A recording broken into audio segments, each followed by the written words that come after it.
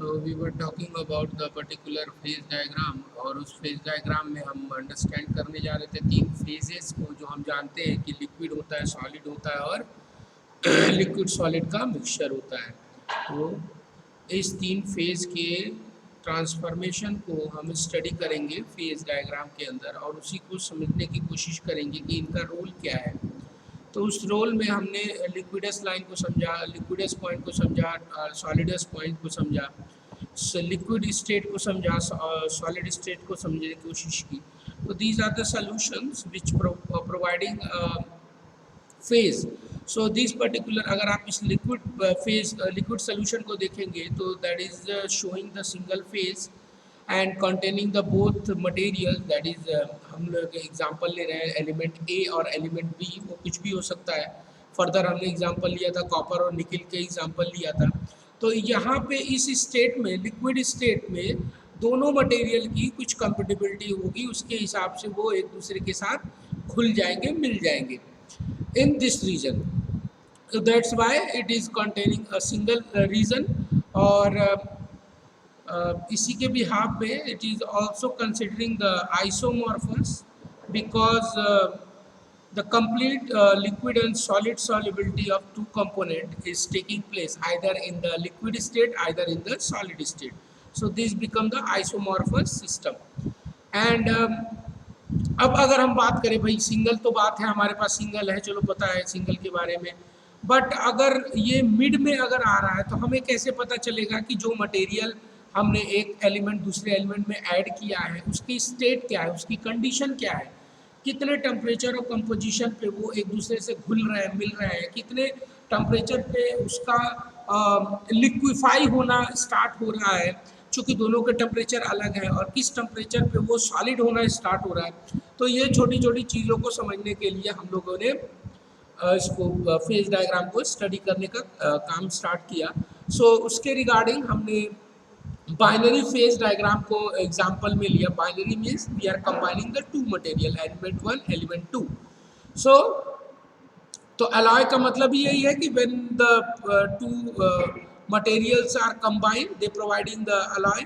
एक base material होगा और एक होगा एक बेस मटेरियल होगा और दूसरा मटेरियल उसके साथ कंबाइन होगा kind of solute atom to provide a better element or the metal and अगर इसी की बात करें when an alloy is present in two phase region the tie line at the temperature of the interest fixes the basic composition means अगर अगर हम alloy की बात कर रहे हैं that containing the two phases कैसे कंटेन करेगा, चाहे हम उसको हीट ट्रीटमेंट दे रहे हैं, उसको रिक्रिस्टलाइजेशन टेम्परेचर तक गर्म कर रहे हैं तो उसके अंदर चेंजेस आने के चांसेस होंगे, या उसको हम लोग टोटली लिक्विफाई कर रहे हैं, उसको टोटली लिक्विड के रूप में तब्दील कर रहे हैं दोनों एलिमेंट के अलॉय को, तो वो एक पॉइंट पे कंटेक्ट करेगा।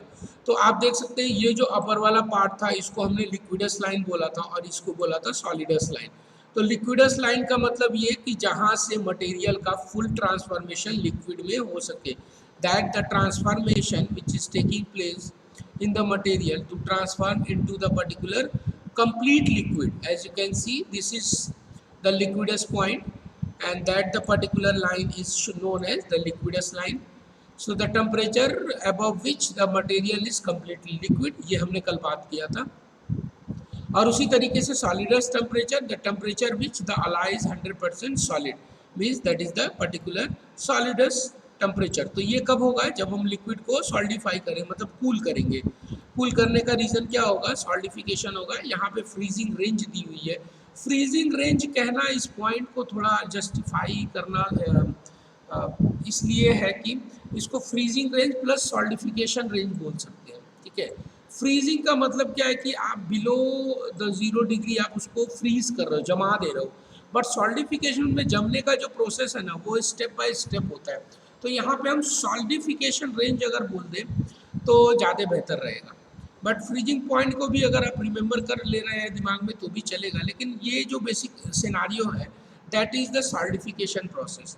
सो the solidification range of alloy और you can say the freezing range obviously, क्योंकि एक लिक्विड जो है वो सॉलिड में ट्रांसफॉर्म हो रहा है तो उसका भी कोई ना कोई बिलो द टेम्परेचर होगा, लेकिन वो टेम्परेचर इस लिक्विड के टेम्परेचर से ही डाउन होगा, तब जाके वो सॉलिड बनेगा. So the temperature difference between the liquidus and the solidus when the two phases exist, liquid and the solid. So the transformation basically taking place over here at the point from the liquidus and the solidus, means liquidus is showing कि यहाँ से जो material है liquid material वो अब solid में बदल रहा है, और सॉलिडस क्या बता रहा है कि ये लिक्विड मटेरियल्स हल्का सेमी सॉलिड होते होते वो जब उसके टेम्परेचर को हम डाउन कर रहे हैं तो क्या किया गया, वो टेम्परेचर डाउन होते ही मटेरियल जो है वो सॉल्डिफाई होना शुरू हो गया. और ये जो सॉल्डिफिकेशन का प्रोसेस होता है ना, ये बेसिकली प्रोसेस बहुत ही फास्ट होता है, इसीलिए इसको फ्रीजिंग का नाम दे दिया गया. This particular process solidification is very fast process and it is happening just in between the, अगर आप जब भी मटेरियल को लिक्विड में पोर करते, लिक्विड मटेरियल को पोर करते हैं वो तुरंत ही सॉलिड में तब्दील होना शुरू हो जाता है, और यही रेट ऑफ कूलिंग जो है मटेरियल के माइक्रोस्ट्रक्चर को डेवलपमेंट में हेल्पफुल होती है, और जिसके रिस्पेक्ट में हम मटेरियल की प्रॉपर्टी को एक्सप्लेन कर पाते हैं. तो अब हम इसमें टाई लाइन का क्या रोल होगा, तो टाई लाइन बेसिकली अलॉय के कंपोजिशन को बताएगा कि लिक्विडस पॉइंट पे कितना परसेंटेज एक एलिमेंट ए एलिमेंट बी के साथ कंबाइन हो रहा है. मींस अगर लिक्विडस फेज से सॉलिडस फेज में जा रहा है तो कितना परसेंटेज मटेरियल एक दूसरे से कंबाइन हो रहा है, मींस एक दूसरे में मिल रहे हैं. देखो लिक्विड वाले में भी वही पोर्शन होता है, जब आप टेम्परेचर को इंक्रीज करते हो तो भी मटेरियल क्या है एक दूसरे से घुलता मिलता है. जब सॉल्डिफिकेशन वाले प्रोसेस में ले आते हैं तो भी जो मटेरियल के एटम्स मॉलिक्यूल्स होते हैं वो एक दूसरे से कंबाइन होते हैं, और तब जाके वो एक सॉलिड मटेरियल को क्रिएट कर पाते हैं.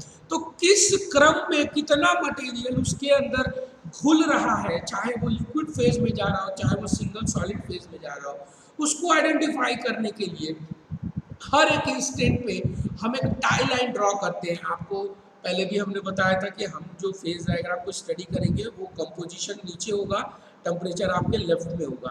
तो जितनी टेम्परेचर रेंज है उस पर हम एक हॉरिजॉन्टल लाइन को ड्रॉ करते हैं किसी भी टेम्परेचर रेंज में, और वो हॉरिजॉन्टल लाइन जहाँ भी लिक्विडस लाइन और सॉलिडस लाइन को टच करता है वहीं से हम परपेंडिकुलर को ड्रॉ कर देते हैं, राइट. अब परपेंडिकुलर ड्रॉ करने का मतलब क्या हुआ कि एलिमेंट ए और एलिमेंट बी का कंपोजिशन इन दोनों में मिक्सचर हो रहा है. मींस हम रेंज दिए हुए हैं 0 से लेके 100 तक का, और वही रेंज है 0 से लेके 100 तक का यहाँ पे. ठीक है, दोनों मटेरियल है तो दोनों को एक रेंज में नहीं दिखा सकते, दोनों अलग अलग, चूंकि अलग अलग टेम्परेचर है उनका मेल्टिंग टेम्परेचर है, इसके रिस्पेक्ट में इसको हम लोग दिखा रहे हैं. तो इसके एग्जाम्पल के लिए हम इस फिगर को आइडेंटिफाई कर सकते हैं जो कॉपर और निकिल के वेट परसेंटेज को. ठीक है, तो कॉपर और निकिल के वेट परसेंटेज को अगर हम आइडेंटिफाई करते हैं, हम एक सपोज एक एग्जांपल लेते हैं अलाय का, कॉपर और निकिल के कॉम्बिनेशन का. सो होगा क्या, when a material solidify it does not have a constant concentration throughout the material, but there will be a concentration gradient. So throughout concentration नहीं होता है, एक कहीं पे फ्लक्चुएशन होता है, कहीं पे ज़्यादा होता है मटेरियल का कंपोजिशन, कहीं पे कम होता है during the solidification process. Okay, so what is significantly alter the property of the material obviously. तो इस कॉम्बिनेशन के सेट से हमें ये भी चीज़ें पता चलती है कि किस रेंज में हम मटेरियल को कंबाइन करें और उस रेट से कूल करें कि जो अलाय हम ऐड किए हैं मटेरियल के अंदर वो एक स्पेसिफिक प्रॉपर्टी को डिफाइन कर पाए. So this is very important to understand that the concentration of the alloys or the concentration of the material in between is very important at every instant, and that the thing we need to measure. तो हर एक alloy जो भी elements एक दूसरे में मिले हुए हैं उन दोनों materials के temperature के respect में जो composition है वो एक इफ़िशियंट वे में मिलना चाहिए हर एक इंस्टेंट पे. अगर वो सही तरीके से नहीं मिलेगा उसका कॉन्सेंट्रेशन सही नहीं बनेगा तो जो मटेरियल है उसकी प्रॉपर्टी के बहुत ज़्यादा चांसेस होंगे कि वो अल्टर हो जाए, वो डिस्टर्ब हो जाए, जो हम चाहते हैं, जो पर्टिकुलर चाहना वो न मिले। तो उसके रिस्पेक्ट में ये बहुत ही इंपॉर्टेंट चीज़ है, इस चीज़ को ध्यान में रखना कि हर एक टेम्परेचर रेंज पे क्या कंपोजिशन डिसॉल्व हो रही है उस मटेरियल की, जिससे कि उसकी माइक्रोस्ट्रक्चर में बदलाव हो रहा है और उस माइक्रोस्ट्रक्चर के बदलाव से मटेरियल की प्रॉपर्टी डिफाइन हो रही है। तो इसके रिस्पेक्ट में हमने एक कॉपर और निकिल के एग्जाम्पल को टेस्ट आउट किया और उसका रिजल्ट जो है ये फिगर के रिस्पेक्ट में हमने यहाँ पर रिप्रेजेंट किया। और ये फिगर बेसिकली उस मटेरियल के कंपोजिशनल रेंज को बताता है कि मटेरियल का जब हम कूलिंग कर रहे हैं और उसको हीट कर रहे हैं तो किस रेंज में बेसिकली मटेरियल जो है वो अपने आप को आइडेंटिफाई करेगा। इस पर्टिकुलर फिगर में हम लोग टेम्परेचर को प्लॉट किए हैं लेफ्ट साइड पे, that is on the ordinate, along the ordinate, and composition जो है वो एप्सिका पे है, right, and that is the bottom portion, and और इसका जो कंपोजिशन रेंज है 0 से 100 तक, that the particular nickel, that nickel is over here means that is the 100% nickel here। तो 100% यहाँ है तो 0 कहाँ होगा, यहाँ होगा। अब कॉपर चूंकि यहाँ है तो कॉपर का जो मैक्सिमम परसेंटेज है वो 100% यहाँ है और 0 यहाँ है। और उसी के रिस्पेक्ट में क्यों रखा है, क्योंकि ये जो फिगर आपका बना हुआ है वो इन दोनों मटेरियल के टेम्परेचर को डिफाइन कर रहा है। तो जो टेम्परेचर रेंज है बेसिकली कॉपर का as compared to the nickel are very different. So जो इसका कॉपर का मेल्टिंग टेम्परेचर है वो 1000 अप्रॉक्स 85 सेंटीग्रेड है, राइट। आप देख सकते हैं 1100 के नीचे से ये पॉइंट स्टार्ट होना शुरू हुआ है, मींस इस पॉइंट से बेसिकली ये पॉइंट जो है यहाँ से मटेरियल का लिक्विफिकेशन होगा, लेकिन किस मटेरियल का, कॉपर का होगा स्टार्ट। लेकिन जब इसके साथ कुछ परसेंटेज निकिल को ऐड करेंगे तो चांसेस होंगे कि निकिल भी इसके साथ डिसॉल्व होना शुरू होगा, लेकिन कुछ ही परसेंटेज में, और वही कंसंट्रेशन ऑफ परसेंटेज डिफाइन करेगा मटेरियल के मेल्टिंग को। तो इस चीज़ को समझना इसीलिए बहुत ज़रूरी है। और उसी रिस्पेक्ट में अगर हम देखें तो यहाँ पे जो रेंज दिख रही है आपको, ये रेंज बेसिकली अप्रॉक्स 1435 या 45 के रेंज में ये मेल्टिंग टेम्परेचर है निकिल का। तो आप देख सकते हैं दोनों के टेम्परेचर रेंज में डिफरेंस है। अब जब मेल्टिंग टेम्परेचर में डिफरेंस है तो मटेरियल कंबाइन कैसे होगा, क्योंकि हमें मटेरियल की कॉपर की जो प्रॉपर्टी है उसको इम्प्रूव करनी है। तो अब इस चीज़ को हम कर कैसे पाएंगे, तो करने का रीज़न यही है, मटेरियल जो कॉपर और निकिल का है उसको हम एग्जाम्पल के तौर पे लिए और उसको हम हीट किए एट ए सर्टेन टेम्परेचर। तो जब हम कॉपर को सर्टेन टेम्परेचर पे हीट करेंगे अप टू टेम्परेचर, तो टेम्परेचर हीट करते करते जब वो 1085 डिग्री सेंटीग्रेड पे पहुंचेगा तो क्या होगा, लेफ्ट साइड में मटेरियल का जो है टेम्परेचर रेंज दिया हुआ है, आप देख सकते हैं। तो मटेरियल क्या होगा, ऊपर की तरफ मूव करना शुरू होगा। ऊपर का मूवमेंट इन द सेंस कि भाई जब तक वो अपने मेल्टिंग टेम्परेचर तक नहीं पहुंच जाता तब तक वो सॉलिड स्टेट में बना हुआ है। मीन्स अगर जब हम मटेरियल को गर्म करना शुरू करेंगे, कंबाइन करना शुरू करेंगे, तो इस रेंज बिलो दैट रेंज वो क्या किस रेंज में है, that is in the solid range. तो अभी तक वो अपने मटेरियल को स्थिति को चेंज नहीं कर पाया है। लेकिन जैसे जैसे टेम्परेचर बढ़ेगा क्या होगा कि जब वो मटेरियल इस रेंज पे पहुंचेगा, पर्टिकुलर रेंज पे, तो वो सेमी सॉलिड मटेरियल के रूप में चेंज होना शुरू होगा। तो उसके बाद क्या होगा, that the transformation basically start, that particular transformation, that solid material का जो ट्रांसफॉर्मेशन है, जब उसका टेम्परेचर इंक्रीज कर रहे हैं और जब वो मेल्टिंग टेम्परेचर पे पहुंच रहा है, अपने नियर अबाउट पहुंच रहा है, तो उसका ट्रांसफॉर्मेशन कहाँ हो रहा है, सॉलिड से इस पर्टिकुलर का लिक्विड में, when we are heating up that particular solid material, that is the copper, ठीक। so that transformation take place at the melting temperature। और इसके अलावा कोई एक्स्ट्रा हीटिंग की ज़रूरत नहीं है जब तक कि ट्रांसफॉर्मेशन कंप्लीट ना हो जाए। सो हीटिंग नहीं देने का सेंस ये है कि आप मटेरियल को एक्स्ट्रा मतलब प्रोवाइड सोर्स हीट सोर्स नहीं देना है, मतलब जिस रेंज से आप उसको हीट कर रहे हैं उसी रेंज से आप हीट करते जाइए, और जब वो टेम्परेचर को अपने मेल्टिंग टेम्परेचर को क्रॉस कर जाएगा तो वो सॉलिड से लिक्विड में ट्रांसफॉर्म हो जाएगा। तो किसी भी कंपोजिशन रेंज में जो प्योर कंपोनेंट होता है वो उसका मेल्टिंग फिनोमिना बेसिकली उसके टेम्परेचर रेंज पे स्टार्ट होता है, और वो रेंज होता है that is the liquids and the solids line. तो जो बोथ सॉलिड और लिक्विड फेज इक्विलिब्रियम स्टेट में है with in this particular temperature range, तो उसको हम कैसे आइडेंटिफाई करेंगे? उसको आइडेंटिफाई करने के लिए हम एक एग्जांपल के तौर पे यहाँ पे नीचे लिखे हुए हैं कॉपर और निकिल के कॉन्सेंट्रेशन को, that that the particular heating of alloy up to a range of what, that is the 50 weight percentage of copper and 50 weight percentage of nickel. So melting कहाँ स्टार्ट हो रही है इन इस composition range में? 1280 degree centigrade पे। आप इस particular figure range पे देख सकते हैं 1270, 1250, 1280। तो अगर हम 1200 यहाँ देख रहे हैं तो ये 1250 है, ये 1270 है, राइट।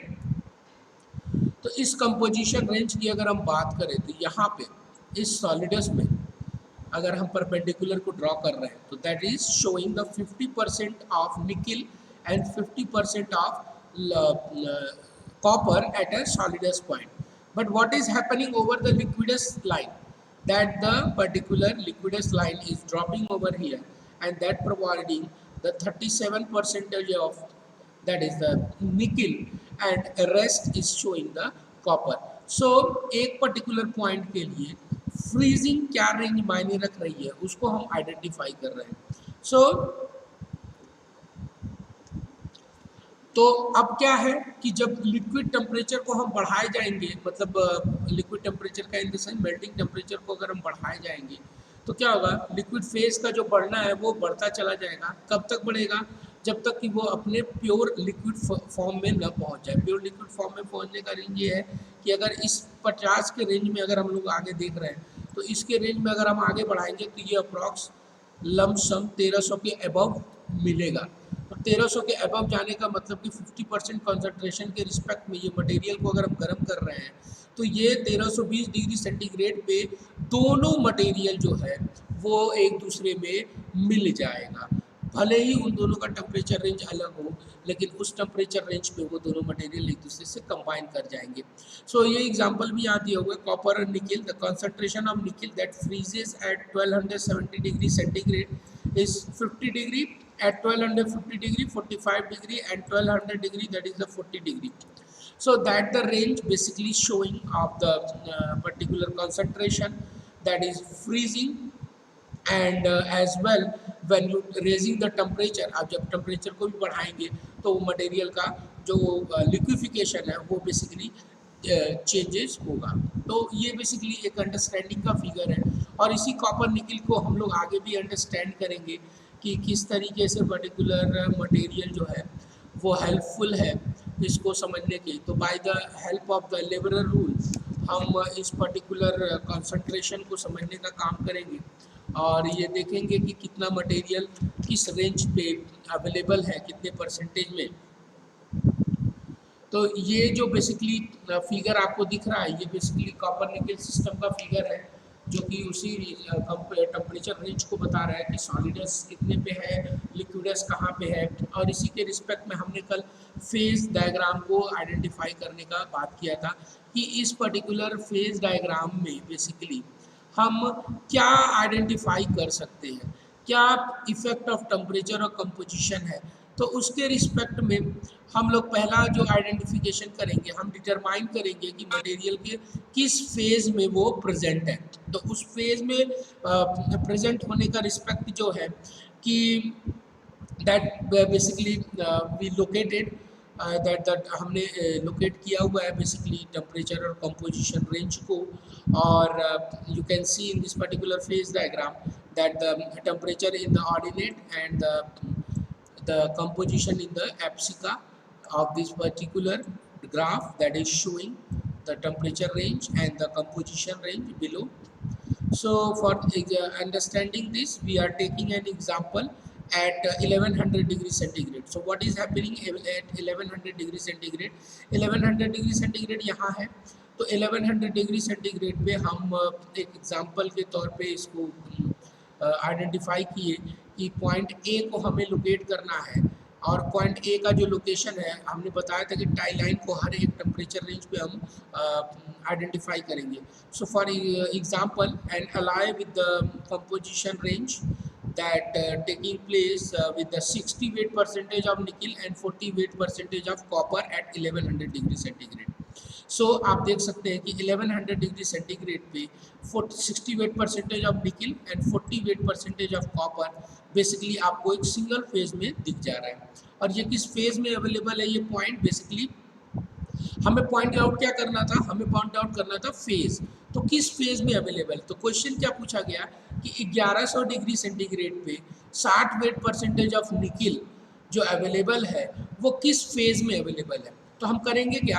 हमें कंपोजिशन रेंज पता है, हमें टेम्परेचर रेंज पता है, तो टेम्परेचर रेंज से हम 1100 डिग्री सेंटीग्रेड पे 60 वेट परसेंटेज तक एक हॉरिजॉन्टल लाइन को ड्रॉ करेंगे. अब वो हॉरिजॉन्टल लाइन जिस पर्टिकुलर फेज में लाई करेगी तो वही उसका फेज आइडेंटिफिकेशन हो जाएगा. तो यहाँ पे तो बहुत सिंपल सा दिख रहा है कि 1100 डिग्री सेंटीग्रेड पे 60 के रिस्पेक्ट में वेट परसेंटेज कॉपर को ले रहे हैं, निकल को ले रहे हैं, तो वो जाके सिंपल सॉलिड सोल्यूशन में ही मिल रहा है. It means that the single phase पे इस टेम्परेचर रेंज में इस कंपोजिशन में ये मटेरियल अवेलेबल है.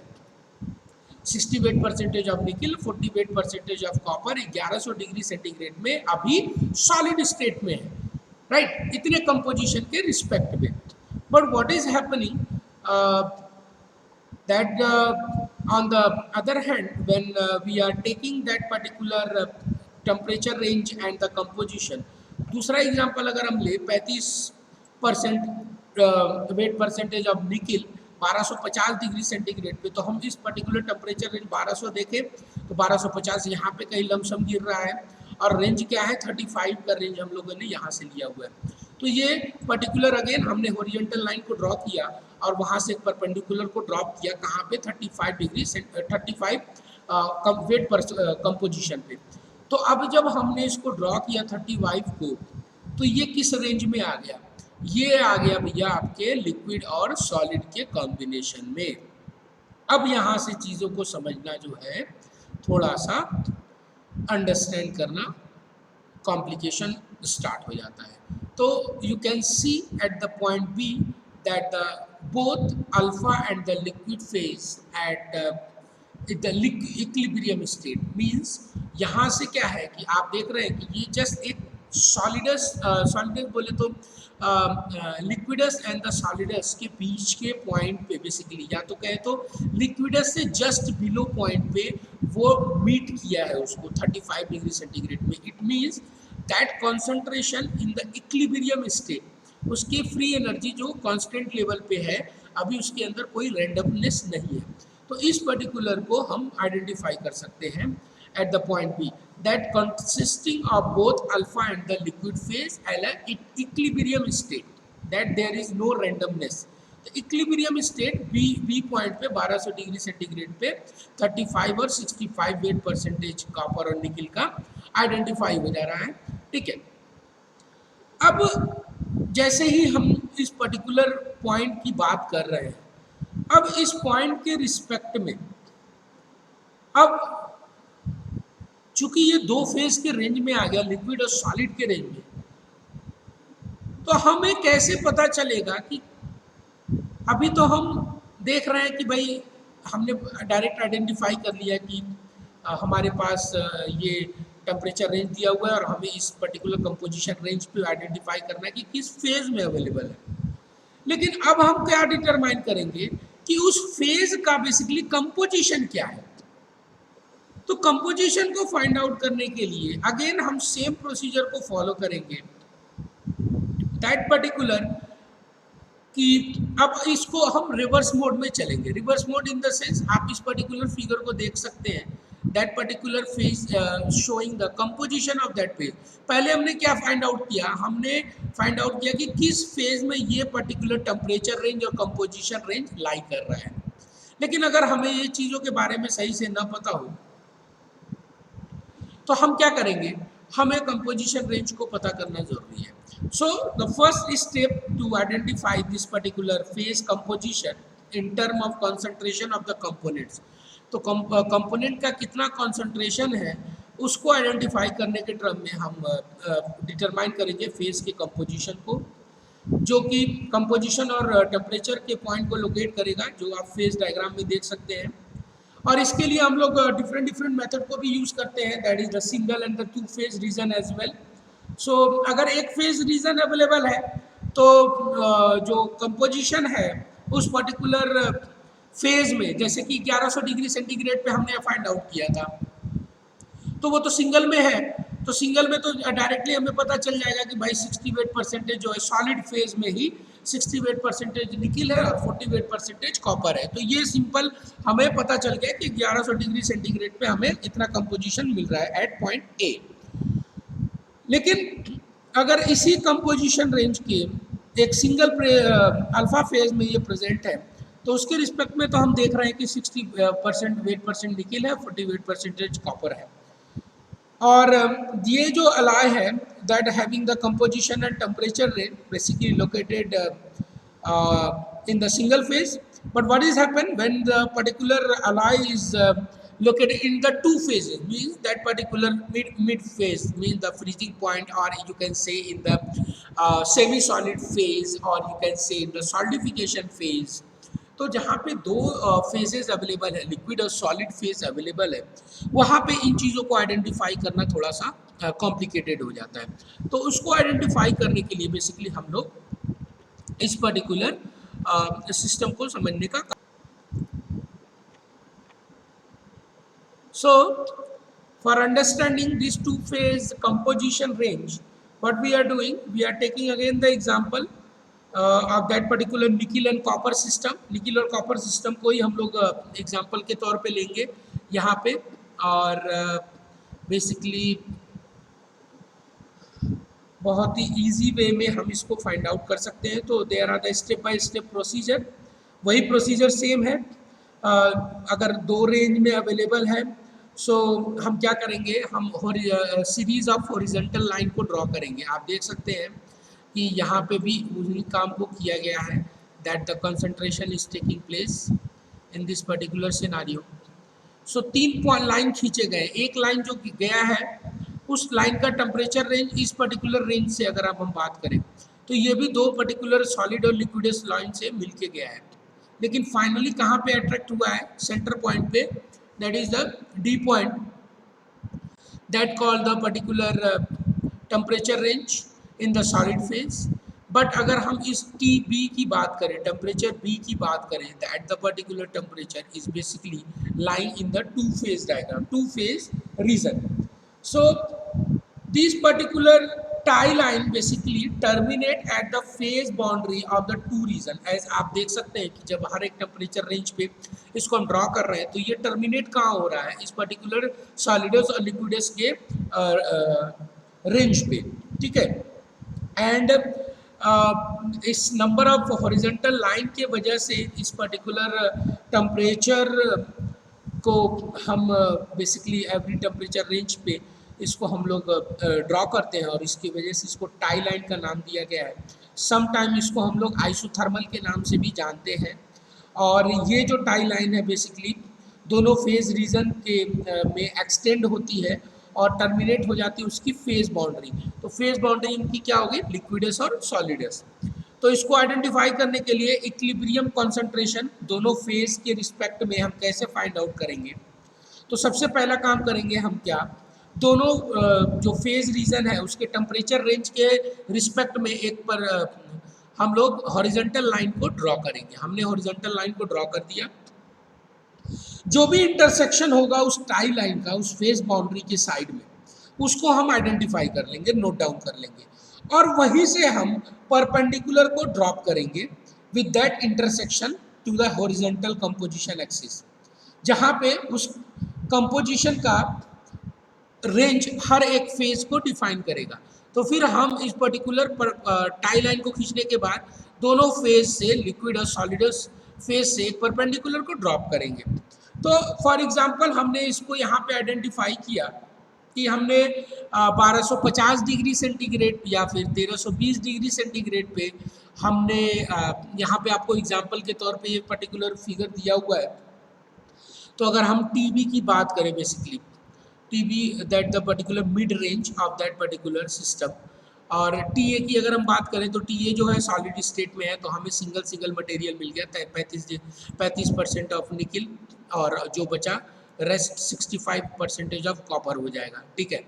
So that is CO basically overall composition of the material, and that Cl is basically the composition of the liquid phase. So that are both are the equal at that particular TA temperature, और TD temperature पे भी single phase में है 1190 degree centigrade पे। तो यहाँ भी जो सॉलिड फेज है वो ओवरऑल कंपोजिशन को कॉन्सेंट्रेट कर रहा है, means that 35% of copper nickel and 65% of copper in the solid state.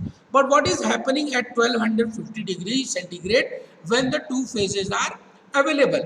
So there the concentration is divided now. अब यहाँ पे क्या होगा कि जो परपेंडिकुलर ड्रॉ हुआ है पर्टिकुलर बी पॉइंट से, आप देख सकते हैं, तो उसका जो रेंज है बी पॉइंट का वो तो 35 और 65 का है। बट जो दो रेंज है अल्फा प्लस लिक्विड रेंज के बीच में, तो यहाँ पे ये प्रॉब्लम को हम कैसे फाइंड आउट करेंगे? तो इसको डिटरमाइन करने के लिए बेसिकली हमने परपेंडिकुलर को ड्रॉप किया, और ड्रॉप करने के बाद उसके इंटरसेक्शन को हम फाइंड आउट करेंगे कि किस पोजीशन पे वो लाई कर रहा है। तो यहाँ पे आप देख सकते हैं कि जो लिक्विडस लाइन है वो 32 वेट परसेंटेज ऑफ निकिल को फाइंड आउट कर रहा है, और जो सॉलिडस पॉइंट है वो 43 वेट परसेंटेज ऑफ कॉपर के कॉन्सेंट्रेशन को फाइंड आउट कर रहा है इस पर्टिकुलर फिगर के अंदर। तो ये एक एग्जाम्पल के तौर पे ये फिगर आपको दिखाया जा रहा है बेसिकली टू द प्रिसाइजली वे। अगर इसको और प्रिसाइज वे में देखेंगे तो ये बहुत ही पॉइंट फ्रैक्शन में है।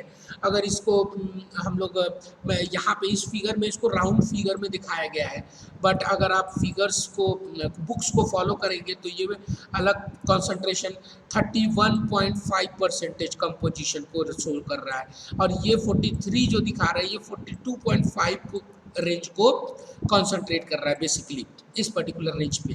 तो अब आप कहोगे कि इस पर्टिकुलर रेंज पे इतना प्रिसाइज कैसे हो पाया? तो ये प्रिसाइज होने का कारण ही है भैया कि हम इस पर्टिकुलर फेज डायग्राम को स्टडी कर रहे हैं, और ये पर्टिकुलर रेंज जो है ना 0.5 का, इसके रिस्पेक्ट में हम पर्टिकुलर मटेरियल को डिज़ाइन करते हैं, और जिसके रिस्पेक्ट में हम फाइंड आउट कर पाते हैं कि मटेरियल का कॉन्सेंट्रेशन क्या हो रहा है और उस कॉन्सेंट्रेशन का सॉलिडिफिकेशन क्या हो रहा है। सो उसके रेंज में हम फाइंड आउट कर पाते हैं कि मटेरियल कितने रिस्पेक्ट में वो अवेलेबल है।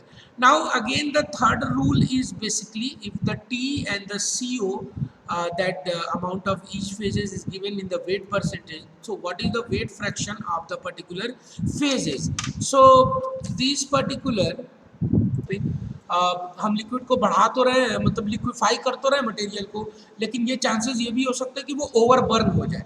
तो जो बेस मटेरियल है उसका टेम्परेचर जो लोअर है, हायर टेम्परेचर से वो बर्न हो सकता है। तो इसी के रेंज को अंडरस्टैंड करने के लिए हम ये टाई लाइन्स को हर एक टेम्परेचर रेंज पे डिफाइन करते हैं, और उसी के रिस्पेक्ट में कल जो हमसे हम लोग डिस्कस करते थे कि भाई अगर हम बेस मटेरियल में ज़्यादा सॉल्यूट आइटम को ऐड कर दें तो क्या होगा। तो सॉल्यूट आइटम को जब ऐड करेंगे तो बेस मटेरियल हो सकता है कि इवेपोरेट हो जाए, और सिर्फ सॉल्यूट आइटम, सॉल्वेंट आइटम जो है वो इवेपोरेट हो जाए और सॉल्यूट आइटम बच जाए। तो हमें जो मटेरियल बनाना था बेस मटेरियल लेके वो तो ख़त्म ही हो गया टेम्परेचर रेंज ज़्यादा होने से। तो इस रिस्पेक्ट में हम लोग इस चीज़ को स्टडी कर रहे हैं, पढ़ रहे हैं। तो बहुत ही अच्छा ये बात है कि इसको हम लोग स्टडी कर रहे हैं। तो अब एक थोड़ा और कॉम्प्लिकेशन आता है इन चीज़ को अंडरस्टैंड करने में कि इसके फेज बेसिकली।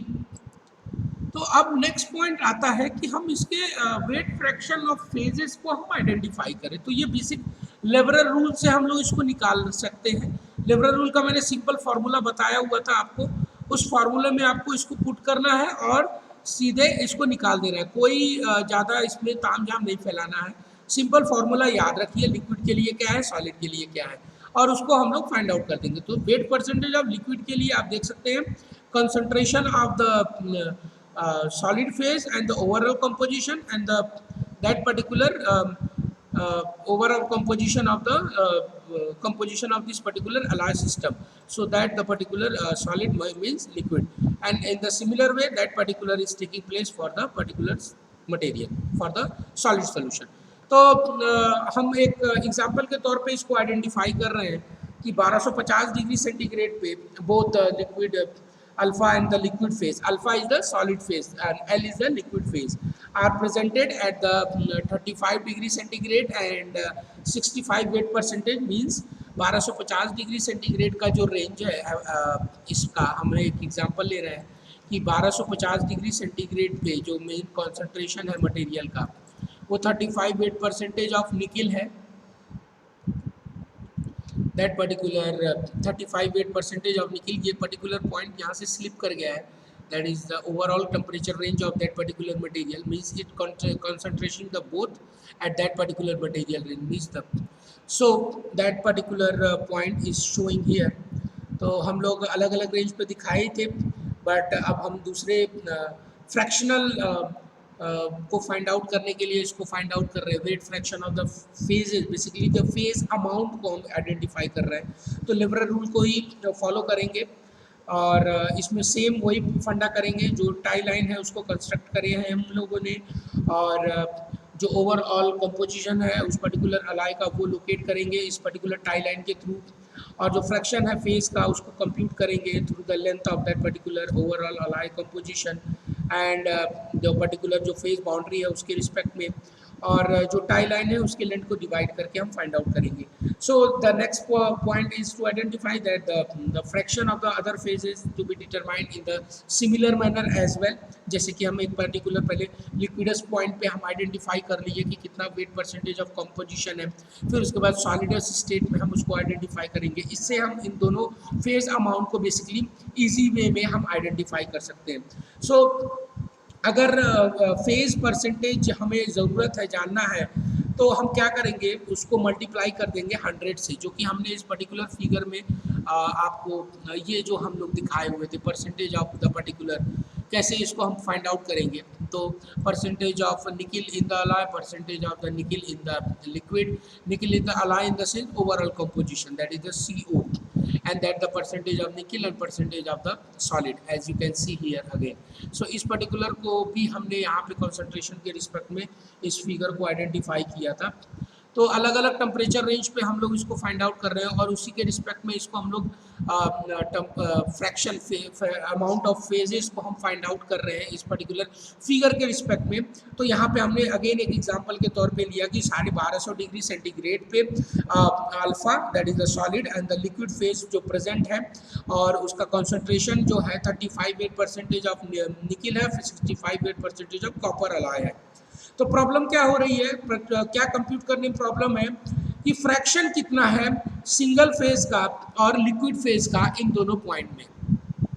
भाई अभी तक तो हम लोग कंपोजिशन को फाइंड आउट कर रहे थे, लेकिन अब हमें फाइंड आउट करना है कि भाई सॉलिड फेज कितना अवेलेबल है यहाँ पे, और लिक्विड सॉलिड फेज यहाँ पे कितना अवेलेबल है इस रेंज में, और लिक्विड फेज कितना अवेलेबल है इस रेंज में। या फिर हम बात करें तो इस अगर पर्टिकुलर पॉइंट बी की हम बात करें, यहाँ से तो हमने पता चल गया कि भाई इतने रेंज में ये अवेलेबल है, लेकिन अगर हम बी की बात करें तो बी में हमें नहीं पता चलेगा कि कितना सॉलिड स्टेट में है कितना लिक्विड स्टेट में है। तो उसको फाइंड आउट करने के लिए हम अल्फा और लिक्विड फेज को फाइंड आउट करेंगे। सेम क्या करेंगे, हम कंस्ट्रक्ट करेंगे टाई लाइन को जो डिटरमाइन करेगा अल्फा एंड एल फेज को, mean the liquid phase composition को।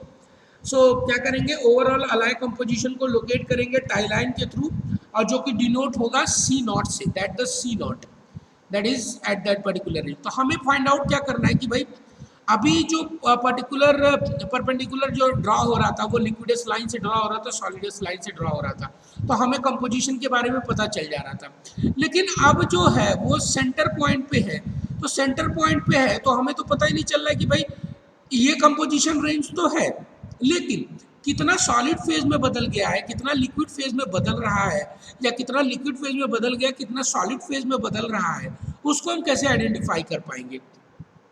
तो उसके लिए हम इस पर्टिकुलर जो हमने क्या कहते हैं इक्वेशन दिया हुआ था, उस इक्वेशन के रिस्पेक्ट में हमें क्या फाइंड आउट करना है कि इस पर्टिकुलर पॉइंट बी पे बेसिकली कितना अल्फा फेज अवेलेबल है उस कॉन्सेंट्रेशन में और कितना लिक्विड फेज अवेलेबल है। मीन्स कि जब हम लिक्विड के टेम्परेचर, जब उस अलाई के टेम्परेचर को अगर हम इंक्रीज कर रहे हैं तो कितना उस मिड रेंज में सॉलिड बचा हुआ है, कितना लिक्विड बचा हुआ है, या हम उसको सॉलिडिफाई कर रहे हैं तो कितना लिक्विड बचा हुआ है, या फिर उस सॉलिड अभी रह गया है उसको ट्रांसफॉर्म होने का।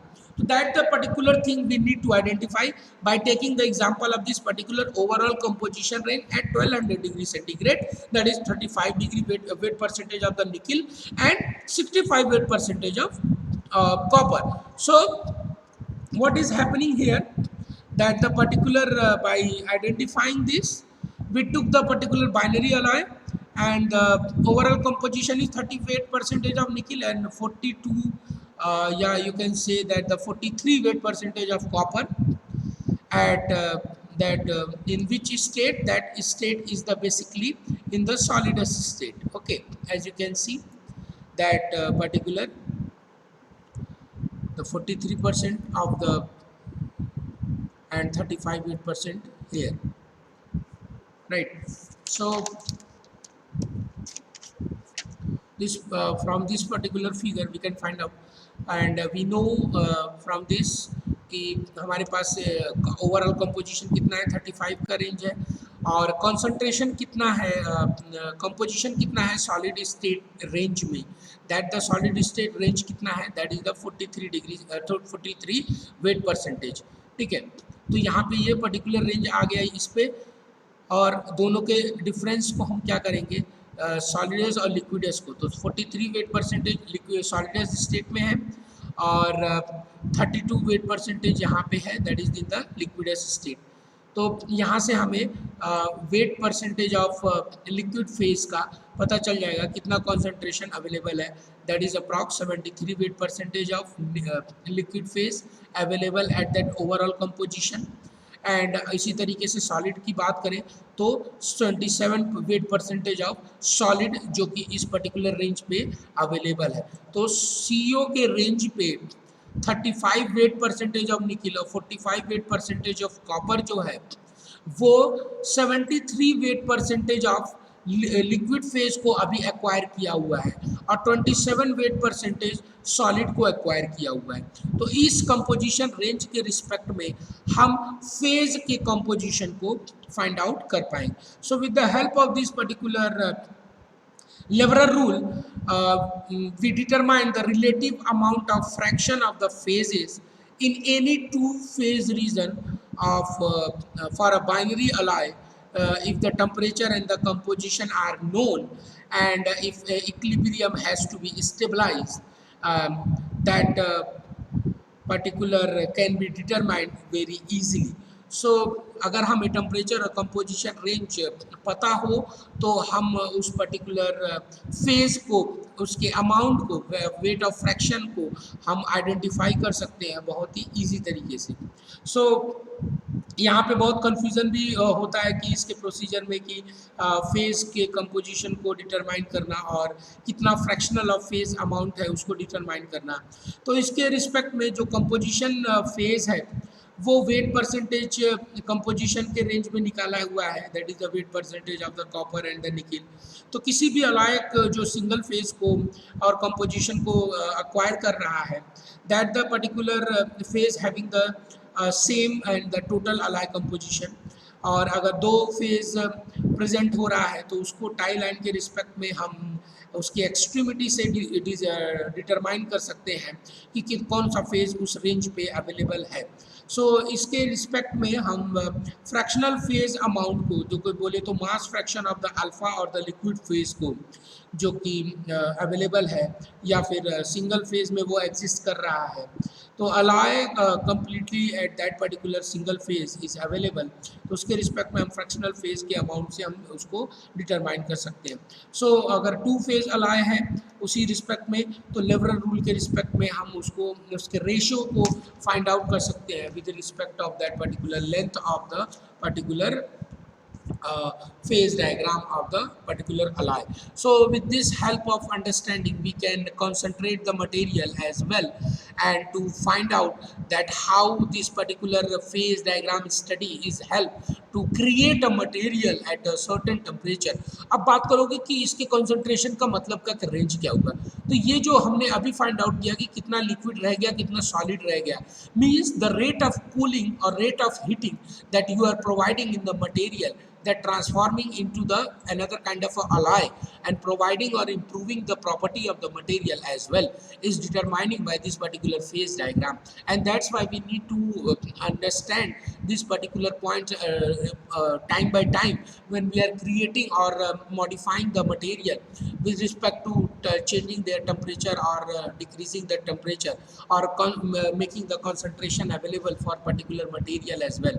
तो किसी भी मटेरियल को बनाने के रिस्पेक्ट में या उसको इम्प्रूव करने के रिस्पेक्ट में हम मटेरियल के टेम्परेचर रेंज को, उसके कंपोजिशन रेंज को हर एक बेहतर तरीके से स्टडी करने के क्रम में इस फेज डायग्राम को स्टडी करते जाते हैं और पता करते जाते हैं हर एक इंस्टेंट पे, खास करके अलाय सिस्टम में, बाइनरी अलाय सिस्टम में, जहाँ पे 2 कॉन्सेंट्रेशन अवेलेबल होते हैं कि हमें उस रेंज में किस रेंज तक उसको हम हीट करें कि वो मटेरियल प्योरली लिक्विड में चेंज हो जाए, या किस रेंज तक उसको हम सॉल्डिफाई करें या ठंडा करें, फ्रीजिंग टेम्परेचर ले आए कि वो सॉल्डिफाई हो जाए। तो ये सारी चीज़ों को आइडेंटिफाई करने के लिए बस हम इस फेज डायग्राम को पढ़ते हैं और इन तरह के एग्जांपल्स को फाइंड आउट करते हैं। तो ये बेसिकली एक पका पकाया एग्जांपल था आपके सामने, और ये लेबोरेटरी में इसको एग्जांपल के तौर पे फाइंड आउट किया गया है मटेरियल को बनाने के रिस्पेक्ट में।